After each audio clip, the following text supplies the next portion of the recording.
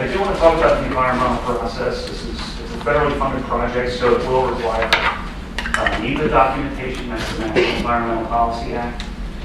Essentially, that assures that we will assess the environmental conditions and the effects of any proposed project. Any of the alternatives, we'll see what kind of impacts we have in terms of the environment there. We'll certainly work to avoid or minimize those impacts with all the alternatives that we develop. We're also going to be looking at section 106, which is associated with the preservation of historic features. I mentioned we had, this site here. This site here, I'm not sure what's there. There could be some artifacts beneath the bridge itself. So that's where section 106 comes into play.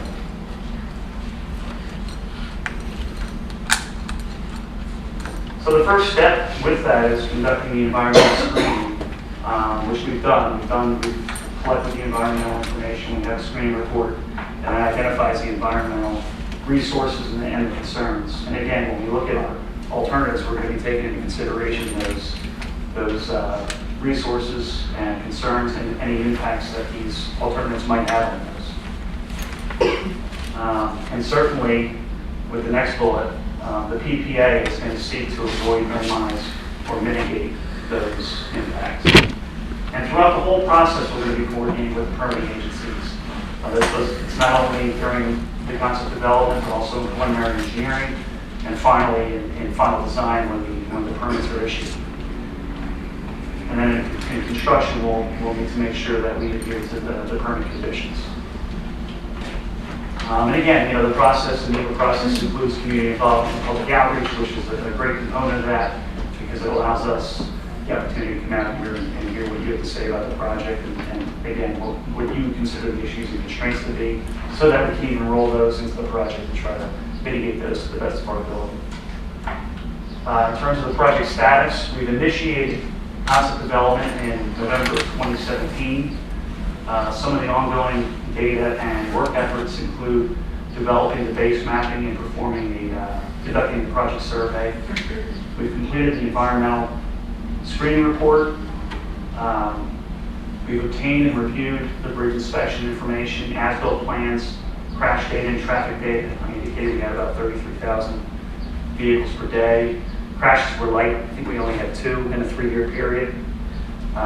We've identified existing utilities, which is another constraint I should have pointed out before. We have overhead utilities on the north side of the bridge as well as underground utilities on both sides of the bridge, which we're going to have to really take into consideration with any new substructure. We've identified the existing substandard design elements. There are not many. As I mentioned before, shoulders is definitely one of them. We don't have shoulders on the bridge. We've completed the existing H&H analysis. That's hydrology and hydraulic. So that helps us determine what the waterway opening needs to be so that we don't increase the floodway upstream or increase impacts downstream by creating a wider or more narrow opening. We prepared a draft project fact sheet. And I say it's draft at this point until we complete all of these meetings that we're going to be having with the public. And we've initiated the public outreach efforts. We've met with the local officials. We're here today for a public involvement center. And we began developing the draft project of need. And this won't be finalized until we compile all the comments that we have from this group and any others that we get from the website or by other means. So I talked about purpose and need, and this is a really, really important part of the process. It's part of the NEPA documentation. And it's really important to develop a well-defined purpose and need because this is really the foundation of what you're going to build your alternatives from. So there's 3 parts to the purpose and need. You have the project purpose, which is what is the problem to be solved? Well, we know we have an existing structural deficient bridge, and it's also functionally obsolete. So the need is what provides the justification to support the project. That is the evidence. And I mentioned some of that in terms of the sufficiency ratings, the bridge inspections, and things like that. The goals and objectives are the things that we want to include that go beyond those other problems and issues. And a lot of times they can be aesthetics, they can be bike ped considerations, they can be preserving the environment is always on that list. And the purpose and need is a requirement for any project that will require NEPA documentation. And these things are really, this is where we really get a lot of help from this group here, helping us form that.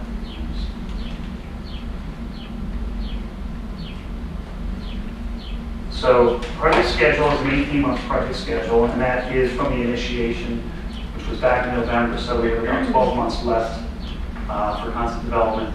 Some of the major milestones along the way are delivering a purpose and need statement by May, developing the concept alternatives by July, selecting the preliminary preferred alternative by November, submission of the draft concept development report by March of 2019, and completing concept development by June of 2019.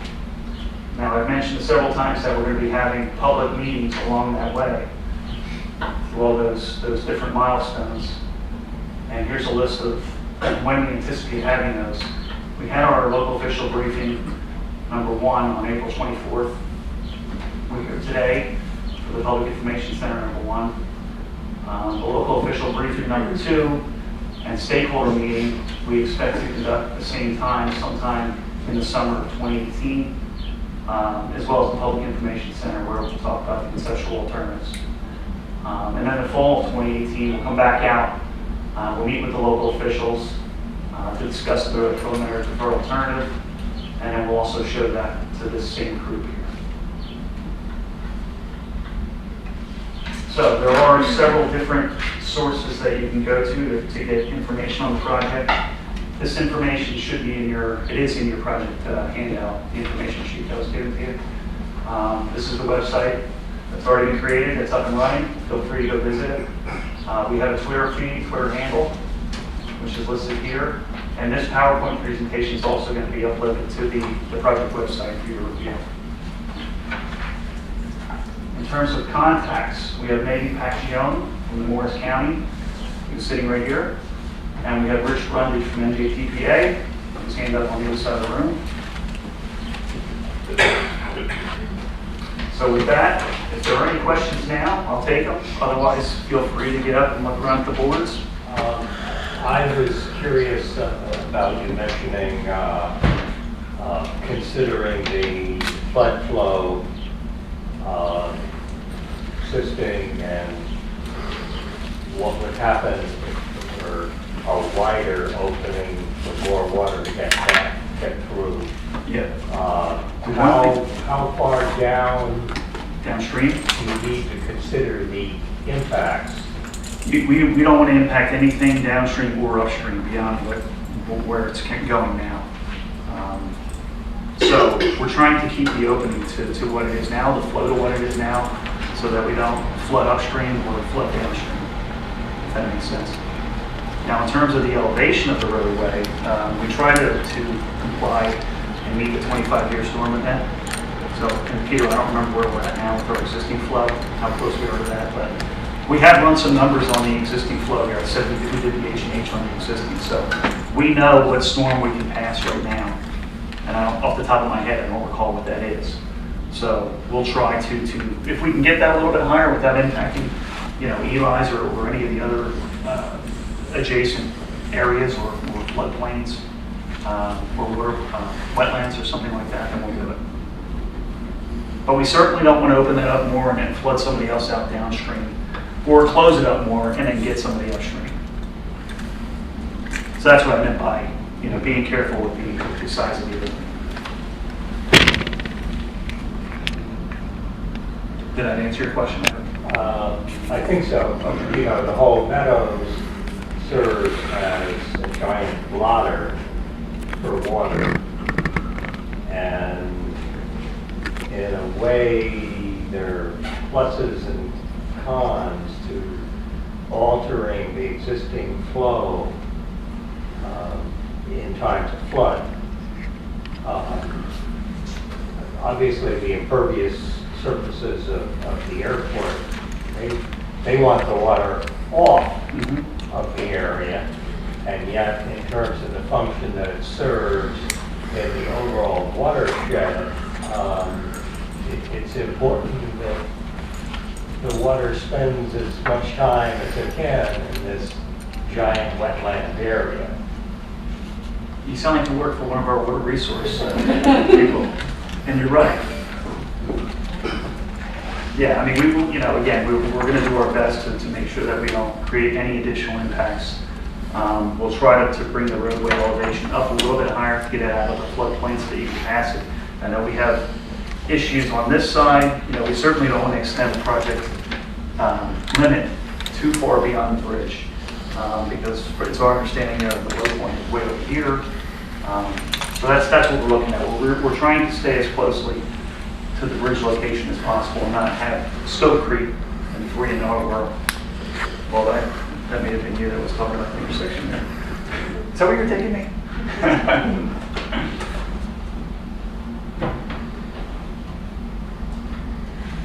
Well, looking at the projected floodplains for 2015, that whole meadow area is non-passable as it is now, and I would hope that design of this limited area does provide some improvement, but I think you're still going to have a situation where more and more times the roadway will be shut down. Sure, and that's a really big, the climate change resiliency and the raising of the water elevations and all that is a really big, there's a lot of studies being done all over with that kind of thing. To try to tackle that with this bridge project, where we have an efficient bridge that needs to be replaced because it's in need of disrepair. It's functionally obsolete. I get what you're saying. It would be great if we could raise this whole roadway and have it very passable, for emergency management and all that kinds of stuff. But I would hate to see you replace the bridge and not have any improvement in the area where you are working in terms of vulnerability to flooding. Yep, absolutely. And like I said, when we get into our alternatives, we will look at doing that. We'll look at raising this to what we can, to the extent that we take the limit. We're likely not going to go too far down the roadway because this is strictly a bridge project. Sure. And then it becomes a much bigger project as you get further out.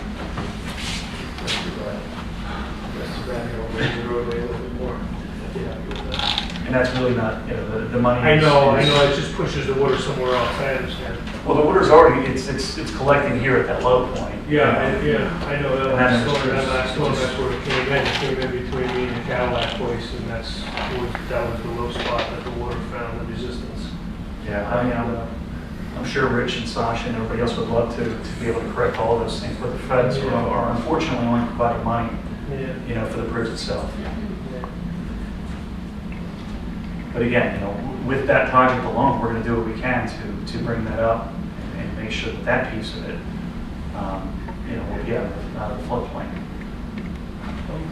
I don't know if you can answer this question or not. Since you're working with the feds, do they do anything about the brook, in and around the brook itself, as far as dredging goes or anything like that? Because that brook is, over the years, is filled up with silt, and it doesn't hold anywhere near the water that it once did. My father used to launch a canoe there. You couldn't do that now. You don't do anything with that. It's just, just in and around the immediate bridge area. That's it. Yeah, Just curious. it's not now. It's a whole other can of worms. Yeah, exactly. It's a whole other can of worms, right? Okay. It's not tight. I'm just curious. That's all.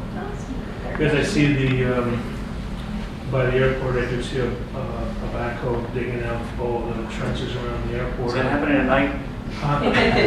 No, because the guys, I don't know who it is or what it is. I have no idea. All I see is a backhoe out there just cutting trenches. And I'm like, I'd like to borrow that for a couple of days.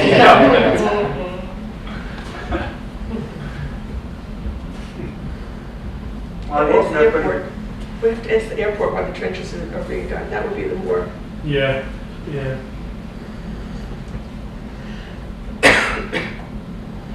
please come on up, have a look at the boards. Would deer ever traverse that area below the bridge? Right.